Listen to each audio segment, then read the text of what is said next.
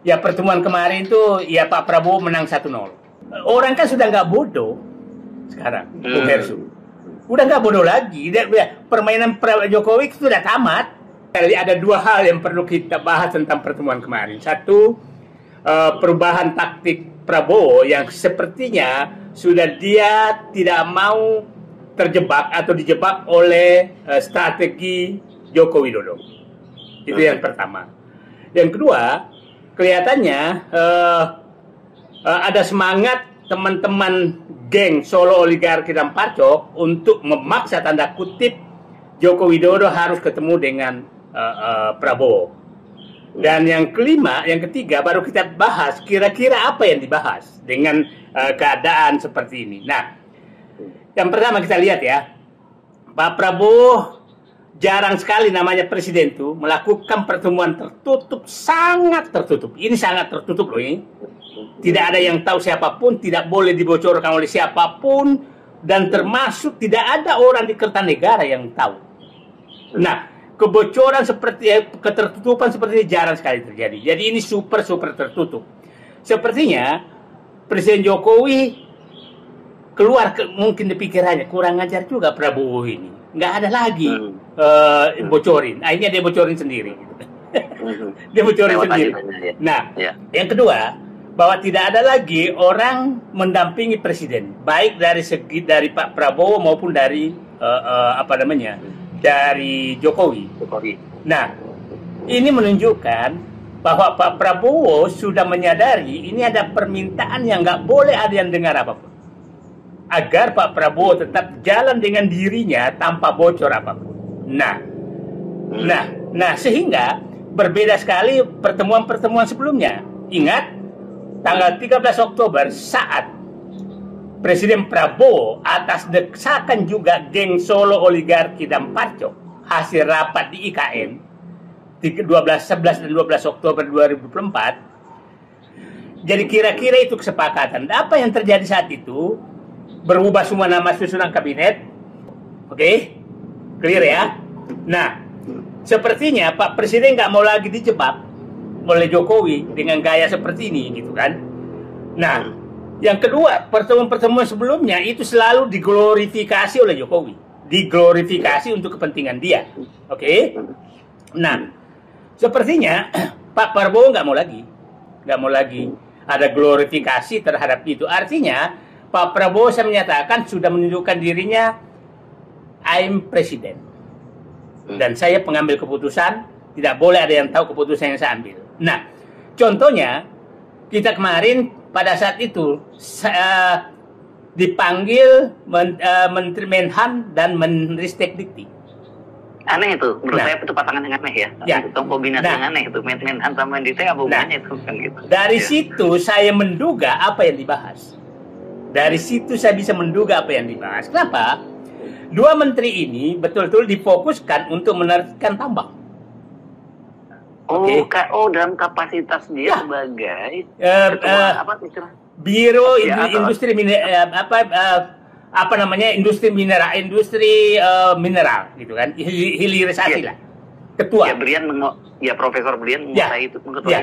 Oh, dia ketuanya. Ada urusannya. Nggak ada urusannya dengan mendiktinya ya. Nggak ada. Artinya dipanggil bersamaan ini pasti tambang. Oh.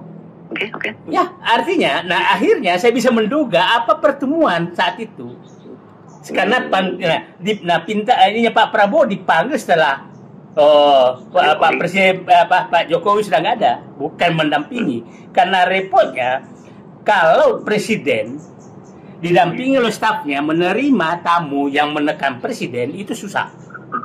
Jadi nanti kan alasannya saya tanya staf dulu. Nah, bisa saja pada saat itu Presiden Prabowo menyampaikan ke Pak Safri sama Pak Menristek Dikti, ini ada permintaan Jokowi Widodo begini loh.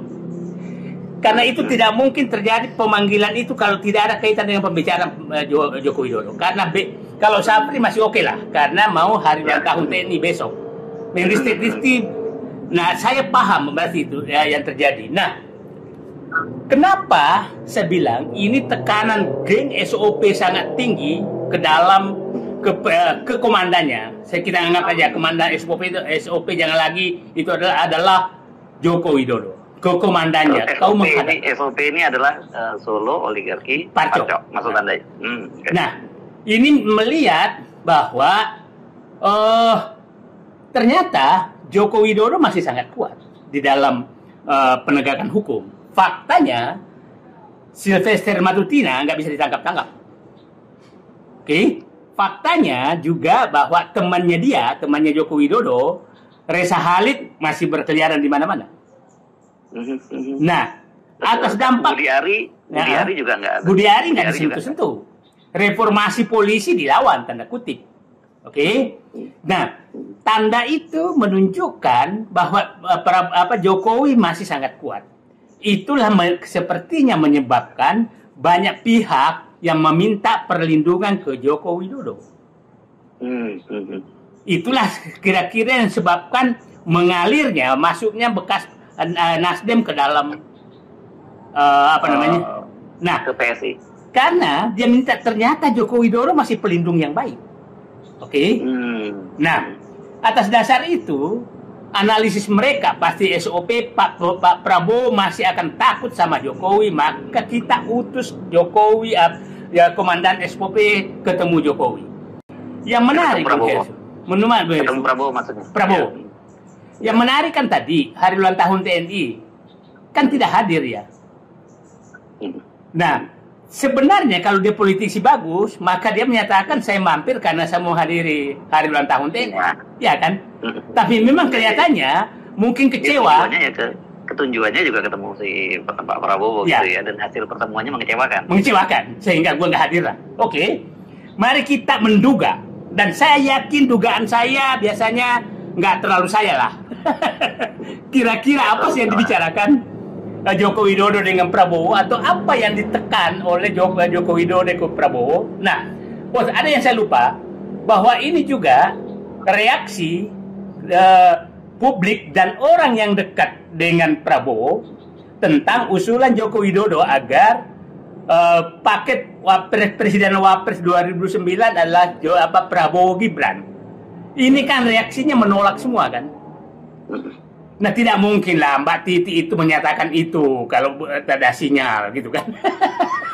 Apa maksudnya Mbak Titi menyampaikan apa? Menyampaikan bahwa ya nggak usah lah mikir-mikir dulu capres cawapres. Prabowo aja belum mikir kok. Itu kan penolakan sebenarnya gitu kan. Nah, jadi sepertinya galau betul. Nah, di tengah kegalauan ini ada agenda Prabowo dan masalah Jokowi, ada 6 yang mengarah semua ke geng SOP. Satu adalah kasus ijazah Jokowi dan Gibran.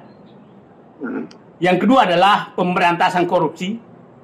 Nanti saya jelaskan satu demi satu kenapa Pak Jokowi takut sekali ke situ. Yang kelima penertiban. Yang ketiga dulu. Yang ketiga penertiban aset-aset negara di tambang dan perkebunan kelapa sawit dan hutan dan PSN. Nah, yang keempat adalah evaluasi terhadap peran oligarki. Oligarki ini sedang dievaluasi. Nah, mereka merasa terancam semua. Yang itulah muncul 9 naga dengan 9 haji kan. Nah, ya itu kan. Nah, yang kelima adalah pembersihan BUMN. Iya, kelima. Yang kelima pembersihan BUMN, dan Pak Prabowo kan sudah menyatakan saya akan kirim Kejaksaan Agung dan KPK untuk membersihkan BUMN. Dan saya agak paham orang-orang yang sedang diutus ke BUMN. Itu membuat Jokowi merasa risau karena bisa terbongkar semua. Yang keenam, reformasi kepolisian. Nah, kegalauan Jokowi sangat dimaklumi karena orang-orang terdekat Jokowi itu Pak Prabowo sudah memberhentikan. Budi Ari, Budi Gunawan, Erick Thohir. Nah, tinggal satu yang bertahan terus. Erick masih jadi Menpora. Menteri, tapi dan nggak ada ini karena yang mau dibersihkan BUMN sudah nggak ada perannya lagi. Nah, dengan berhentinya Erick Thohir, revisi undang-undang BUMN membubarkan BUMN lancar tuh. Ya, nah, jadi udah yang ini yang masih tinggal berapa? Bahlil aja yang pemberi gelar Raja Jawa. Nah, sekarang saya mau memberikan rincian kira-kira yang dibicarakan terhadap 6 kasus tadi. Kasus ijazah palsu, ijazah, pasti yakin Pak Presiden bisa nggak membantu menghentikan kasus ini, kira-kira begitu.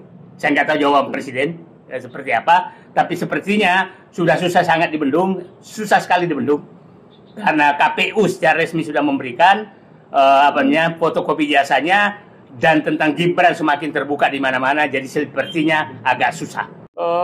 Di awal pemerintahan Prabowo, kita sudah mengingatkan memang bahwa sepertinya Prabowo ini terpenjara oleh Joko Widodo. Tapi dalam analisis saya yang sering terjadi bahwa ini saya bagaikan Prabowo memakan bubur panas yang saya melihat semakin hari semakin agak menjauh dari rezim dari geng SOP, Solo Oligarki Parjo. Nah, sehingga di reshuffle kemarin saya menyatakan bahwa Pak Prabowo sudah memiliki 5 sendok untuk memakan bubur panas tersebut.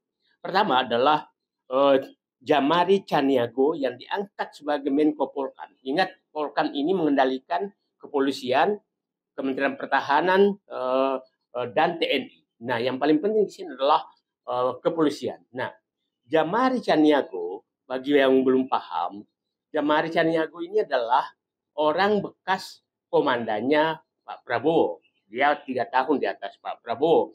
Nah, Jamari Chaniago kita sangat kenal saat itu, pada saat Pak Prabowo diganti oleh Pak Habibie sebagai Pangkostrat, diganti oleh Joni Lumintang. Joni Lumintang hanya 17 jam. Setelah itu Jamari Chaniago menjadi Pangkostrat. Itu mengganti Pak Prabowo. Joni Lumintang hanya 17 jam. Nah, sendok kedua adalah Syafri Samsudin. Syafri Samsudin, jenderal purnawirawan yang baru juga dinaikkan pangkatnya, adalah Menteri Pertahanan. Ini teman dekat Pak Prabowo, soulmate-nya betul. Seangkatan dia, karena Pak Prabowo itu dulu sebenarnya angkatan 73, seangkatan dengan SBY, tapi tinggal kelas tanda kutip, bukan karena bodoh. Saya tahu sejarahnya kenapa tinggal kelas. Nah, sehingga menjadi seangkatan dengan Syafri Samsudin. Nah, tapi Syafri Samsudin saya tahu 2 tahun lebih muda daripada Pak Prabowo. Nah, Syafri Samsudin sebagai Menteri Pertahanan memang teman baik Pak Prabowo dalam segala hal. Nah, Pak Syafri Samsudin sebagai Menhan sebenarnya ada jabatan yang sangat strategis yang melekat secara ex officio di Menteri Pertahanan, yaitu Ketua Dewan Pertahanan Nasional, Ketua Harian Dewan Pertahanan Nasional. Nah, ketuanya adalah Presiden. Nah, Dewan Pertahanan Nasional ini diberikan tugas oleh Presiden sekarang untuk mengkoordinasikan pengambil alihan aset-aset negara yang ilegal yang diambil oleh oligarki. Sendok ketiga adalah Ahmad Doviri. Ahmad Doviri kita kenal bahwa ini, saya banyak bertanya kepada senior-senior Polri bahwa ini salah satu personel Polri yang sebenarnya berada di garis lurus. Dia 2 tahun di atas Sigit Kapolri, jabatan terakhir Wakapolri dan pensiun, dan orang inilah yang memecat Sambo pada saat terlibat penembakan sopirnya, dan kita tahu penyimpangan terjadi. Dialah yang melakukan pemecatan Ahmad Doviri ini. Nah, kita tahu bahwa pengangkatan Ahmad Doviri ini menarik karena sebelum diangkat menjadi namanya staf khusus Presiden bidang ketertiban dan urusan ketertiban dan keamanan serta reformasi kepolisian Republik Indonesia. Dan sebelum diangkat, diangkat sebagai staf khusus, maka bukan staf khusus, penasihat khusus Presiden. Nah, sebelum diangkat menjadi penasihat khusus Presiden, beliau dinaikkan pangkatnya menjadi bintang 4. Ini artinya memang ditugaskan untuk melakukan reformasi kepolisian. Saya bertanya kepada banyak pihak dan menganggap bahwa Ahmad Doviri ini memang hanya tertutupi kemampuannya selama dia dibawa Sigit. Nah, kita berharap bahwa Ahmad Doviri ini mungkin segera membentuk komite reformasi kepolisian yang Presiden segera membentuk, tentunya Ahmad Doviri yang mengendalikan. Dan jadi Jadi sepertinya Pak Presiden sekarang ingin Ahmad Doviri ini melakukan pembenahan di kepolisian Republik Indonesia, termasuk bagaimana menjaga ketertiban masyarakat. Ini sendok ketiga. Sendok keempat, Pak Presiden sekarang adalah Purbaya, Menteri Keuangan. Purbaya ini sebenarnya istilah saya membuka kotak Pandora kesalahan monopoli kebenaran kebijakan ekonomi yang dibuat oleh rezim pemikiran Sri Mulyani selama lebih 20 tahun yang faktanya betul-betul merusak, tidak memberikan perbaikan apapun terhadap ekonomi Indonesia. Pasti pihak lain membantah. Saya ingin memberikan bukti bahwa sejak Sri Mulyani menjadi presiden sampai sekarang, utang naik itu dari 1.400 triliun menjadi 10.000 triliun utang pemerintah. Bunga utang naik dari sekitar 1,5% menjadi 7%. Ekonomi Indonesia itu jauh lebih tertinggal dari seluruh negara-negara ASEAN yang sekarang menjadi hanya mungkin mendekati setara dengan Timur Leste. Dan padahal pada saat Sri Mulyani masuk sebagai menteri mengendalikan pemikiran pembangunan ekonomi Indonesia itu di atas dengan negara-negara ASEAN. Itu sendok keempat. Sendok kelima adalah Rosan Roslani. Rosan Roslani ini CEO Danantara, Menteri Investasi sekarang. Dengan diberhentikannya Erick Thohir, maka artinya BUMN itu betul sekarang di bawah komando Danantara. Nah, sehingga Rosan kita harap betul-betul menjadi sendok kelima menyelesaikan masalah rusaknya BUMN oleh rezim Jokowi dan Erick Thohir dan Sri Mulyani, karena betul-betul dirusak sama dia. Dan saya pikir pemberhentian Erick Thohir sebagai Menteri BUMN dan dijadikan Menpora itu tujuan Prabowo adalah untuk agar kendali BUMN betul-betul di tangan satu orang.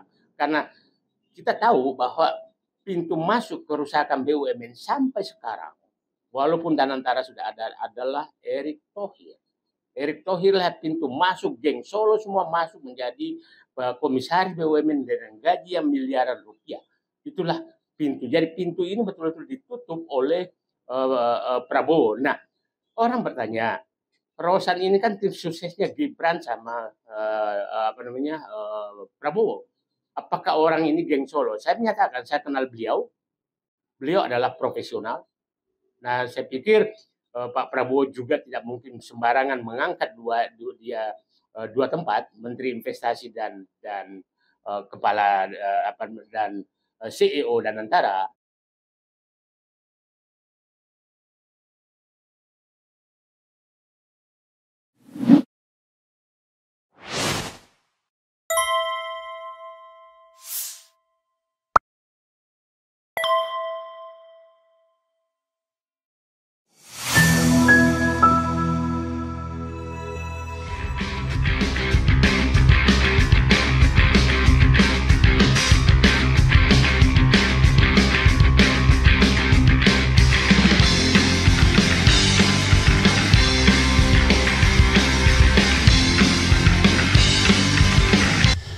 Assalamualaikum warahmatullahi wabarakatuh, sobat RH sekalian.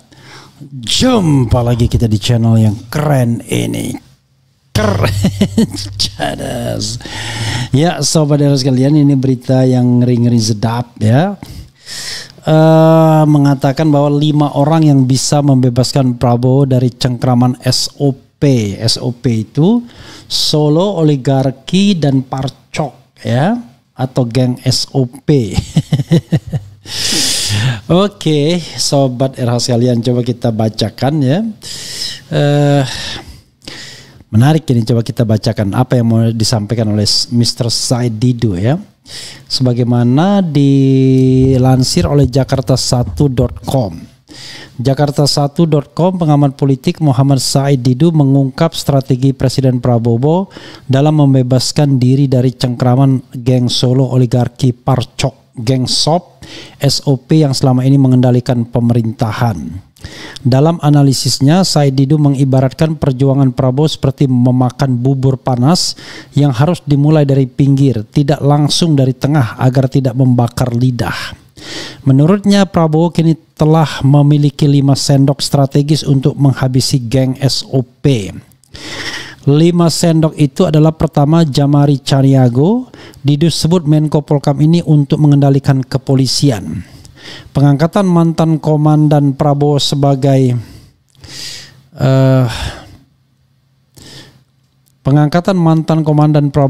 Menko Polkam dinilai langkah cerdas. Jamari Caniago yang dulu memecat Prabowo sebagai Jenderal TNI kini justru menjadi kepercayaan Prabowo untuk membenahi kepolisian, kata Said Didu di kanal YouTube-nya yang diunggah Kamis. Kedua adalah Menhan Syafri Samsudin. Didu sebut sebagai sendok kedua untuk merebut aset negara. Menteri Pertahanan Menhan yang juga teman dekat Prabowo ini diberi tugas strategis mengambil alih aset-aset negara yang dikuasai oligarki secara ilegal. Target utama 5 juta hektar kebun kelapa sawit ilegal dan 4,3 juta hektar tambang ilegal, kata Didu. Ketiga adalah Ahmad Doviri. Didu sebut sebagai sendok ketiga reformasi kepolisian. Mantan ex-Wakapolri yang memecat Sambo ini ditunjuk sebagai penasihat khusus untuk reformasi kepolisian. Sinyal kuat Prabowo ingin membersihkan kepolisian dari dalam, kata Said Didu. Adapun sendok keempat adalah Purbaya. Ia disebut akan membuka kotak Pandora. Menteri Keuangan baru ini diharapkan membongkar monopoli kebenaran kebijakan ekonomi Sri Mulyani yang dinilai telah merusak perekonomian Indonesia selama 20 tahun lebih. Terakhir sebagai sendok kelima adalah Roslani. Ia akan membenahi BUMN. Dengan pemberhentian Erick Thohir, kendali BUMN kini sepenuhnya berada di tangan Danantara di bawah komando Roslan Roslani untuk menutup pintu masuk geng Solo ke BUMN, kata Didu. Kendati begitu, kata Didu, Prabowo masih membutuhkan 2 sendok lagi untuk menuntaskan bubur panas SOP, yaitu sendok penegakan hukum. Posisi Menteri Hukum masih lemah dengan Yusril Iza Mahendra yang dinilainya sangat susah dipegang dan sering berubah pendirian, dan sendok pemberantasan korupsi. Jaksa Agung Burhanuddin dan KPK masih menggunakan sendok lama yang merupakan bagian dari geng Solo. Said Didu mencatat beberapa jendela geng SOP yang sudah ditutup Prabowo.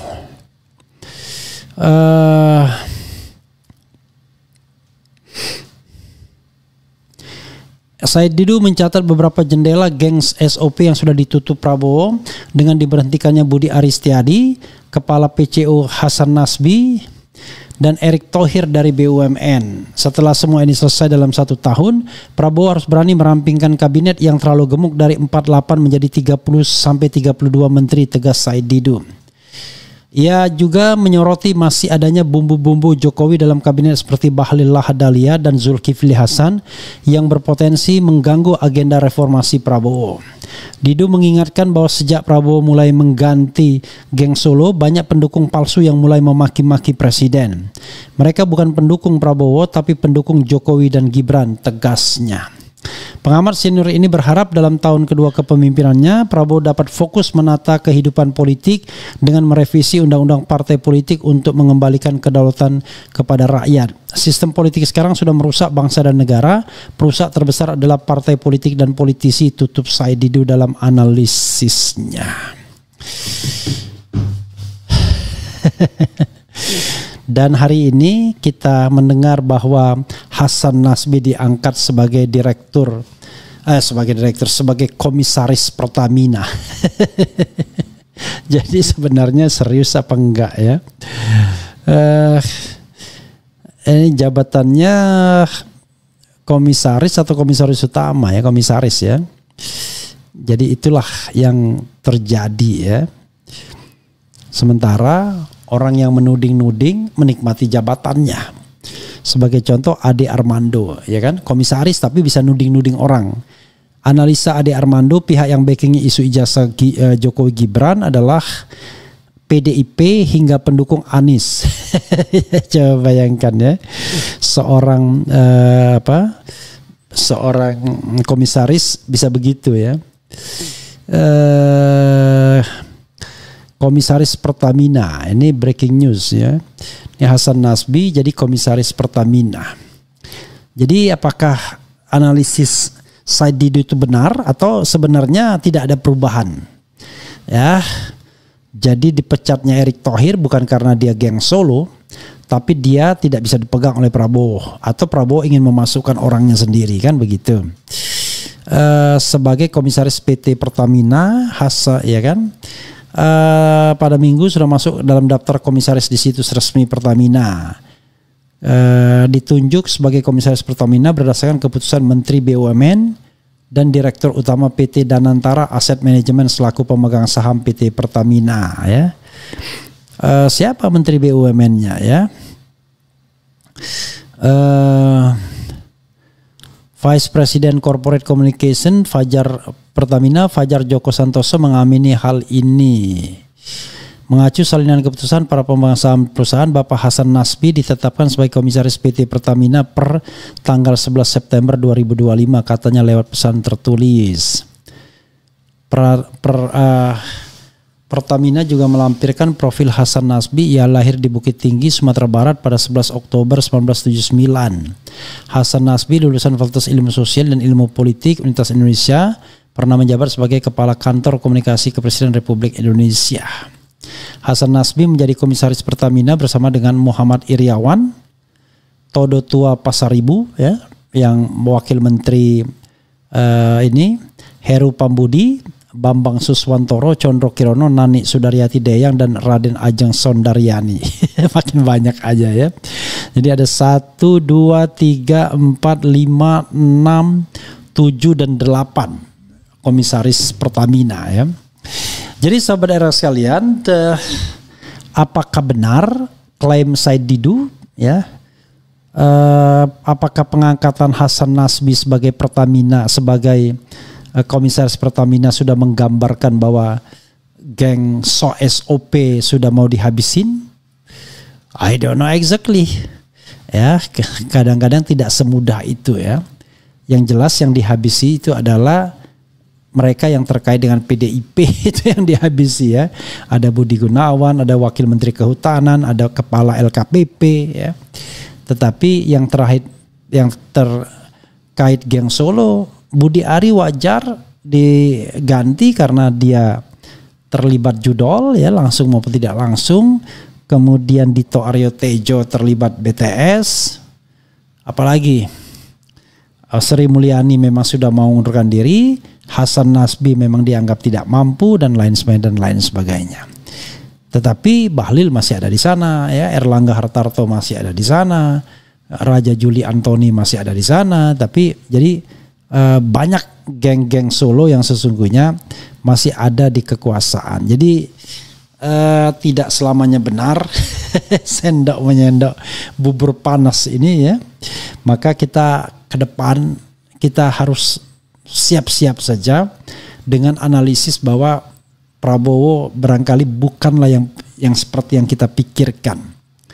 Ya, Prabowo adalah presiden yang mau berkompromi dengan geng Solo.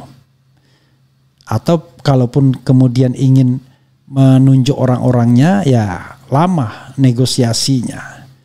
Hasan Nasbi dihilangkan tapi dimasukkan ke Pertamina. Ya, mungkin Hasan Nasbi lebih bersyukur jadi komisaris Pertamina ketimbang menjadi kepala PCO ya, Presidential Communication Office ya, di bawah tekanan yang terus-menerus. Kalau Pertamina gaji besar, nggak ada tekanannya. Jadi sobat era sekalian, itu sama seperti menteri yang menjadi komisaris mandiri, menteri olahraga yang dari Golkar itu lebih memilih menjadi komisaris mandiri. Yang menjabat wakil ketua umum PSSI ya, entah masih apa enggak gitu ya. Begitulah sobat RH sekalian ya, mau diapakan lagi. Jadi ke depan ya kita menganalisis berdasarkan apa yang ada saja. Peta posisinya hari ini begini ya kita ungkapkan. Jadi kalau hari ini Erick Thohir digeser ke Menteri Pemuda dan Olahraga. Bukan karena dia geng Solo menurut saya, tetapi karena memang Prabowo ingin betul menguasai BUMN dengan danantaranya, sehingga tidak ada lah yang namanya dual loyalitas. Jadi adanya monoloyalitas. Tetapi bisa juga apakah Erick Thohir dengan Jokowi patuh? Saya kira enggak juga ya.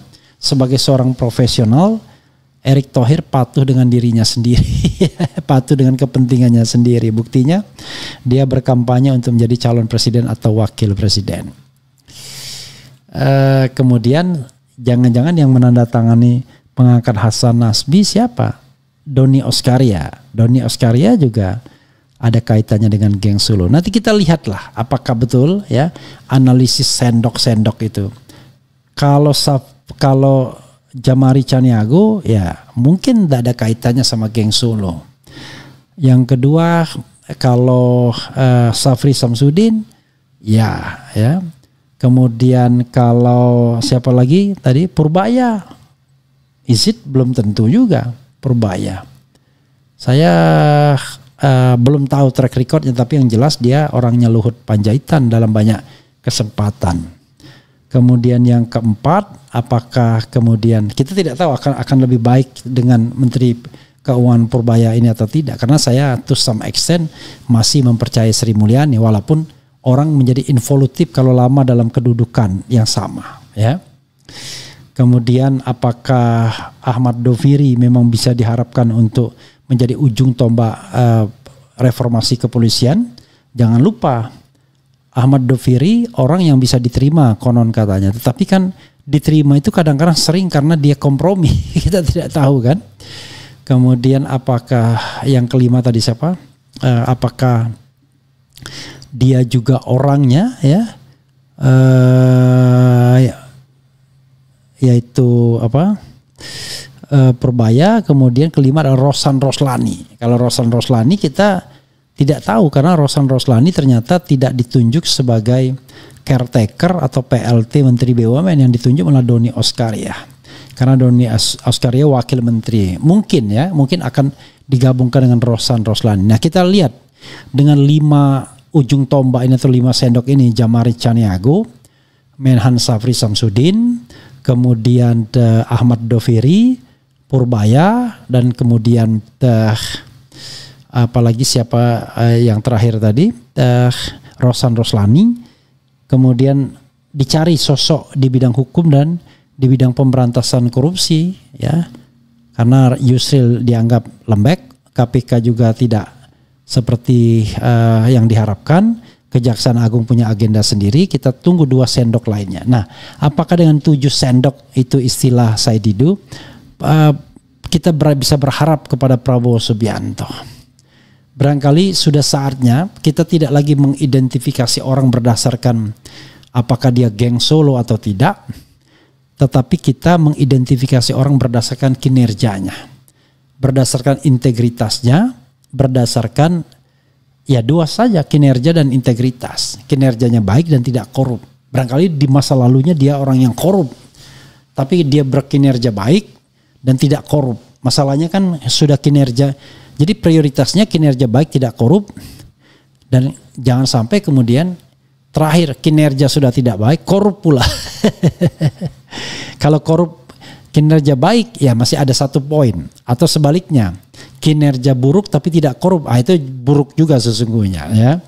Jadi saudara sekalian, nanti kita tunggulah apakah sendok menyendok ini memang benar, ataukah sesungguhnya kita harus rela melihat Prabowo Subianto sesungguhnya presiden yang serba ragu, pemimpin yang tidak jelas, pemimpin yang banyak omon-omon saja, atau memang betul-betul macan Asia dan sekarang sudah siap mengaum setelah 1 tahun masa kepresidenannya. Tapi kok macan ngaumnya lama. Macan kok bernegosiasi, berkompromi. Harusnya dari awal orang-orang yang terindikasi korup itu tidak diangkat dong. Ya, tidak boleh didikte oleh geng Solo. Tapi whatever it is, kita akan lihat ya. Mudah-mudahan arah pemerintahan makin baik. Ya.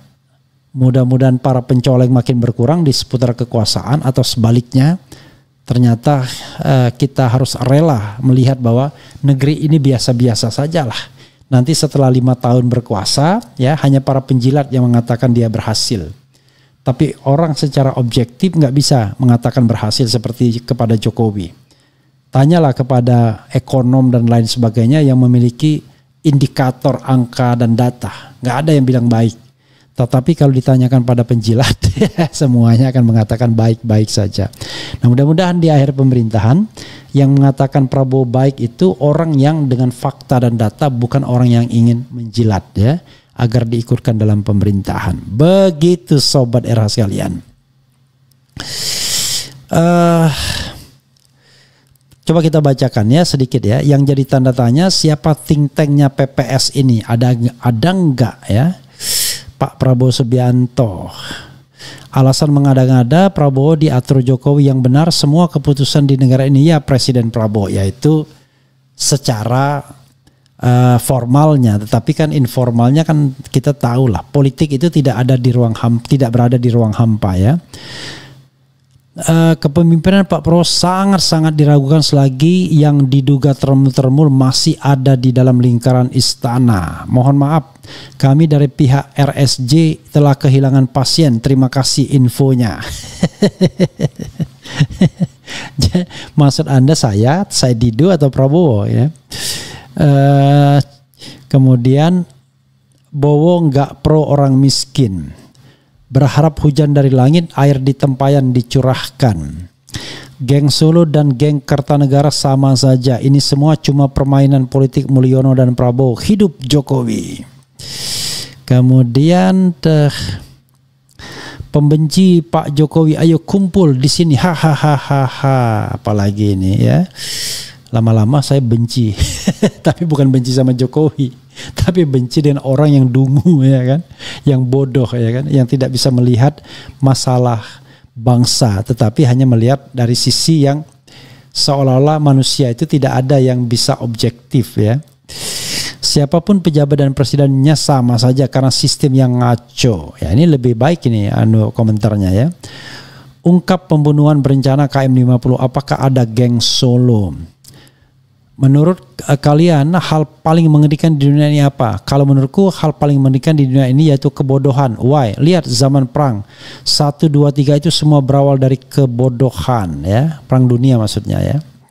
Reshuffle hanya ngasih kerjaan pada orang-orang kaya. Kata Andi Azwan, orang Jokowi semalam di CNN. Apa maksudnya?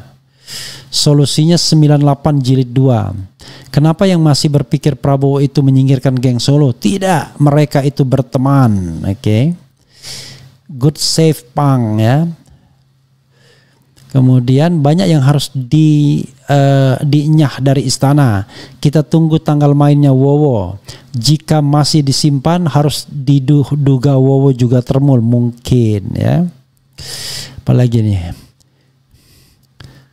Yusril bilang baling-baling di atas bukit kemana arah angin atau penguasa biar dia diangkat menjadi pejabat. Hahaha.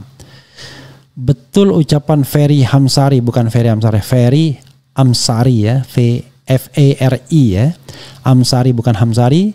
Dia nggak paham tata negara dan tata pemerintahan yang baik. Pak Anies akan tukar ke sistem khilafah yang bukan demokrasi apalagi. Macan tapi sama Matutina takut ya.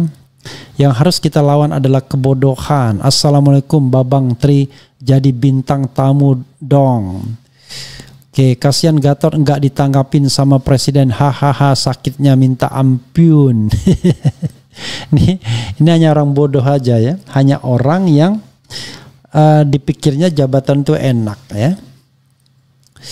Kemudian yang sering teriak NKRI harga mati, pasukannya sepi, bosnya udah mau dihukum mati. Kemudian I love Pak Jokowi dan Mas Gibran ya. Oke, boleh aja ya. Bang Sambo itu beneran di penjara enggak? Kalau ya iya di mana dan mana buktinya? Baca semua toh, haha, panas ya kamu Refli. Aduh, ampun dengan orang-orang yang tak jelas ini ya. Tapi ya itulah ya dinamika demokrasi. Yang paling penting dalam demokrasi itu sebenarnya Anda harus menjadi orang pandai. Pandai bisa berargumentasi dan pandai menolak argumentasi ya, bukan pandai memaki aja, juru maki gitu. Begitu saja sobat era sekalian ya. Saya harus hidup teratur sekarang karena sedang mengarah kepada hal-hal yang jauh lebih sehat. Mudah-mudahan ya, doakan saja. Wassalamualaikum warahmatullahi wabarakatuh. Keren, cerdas.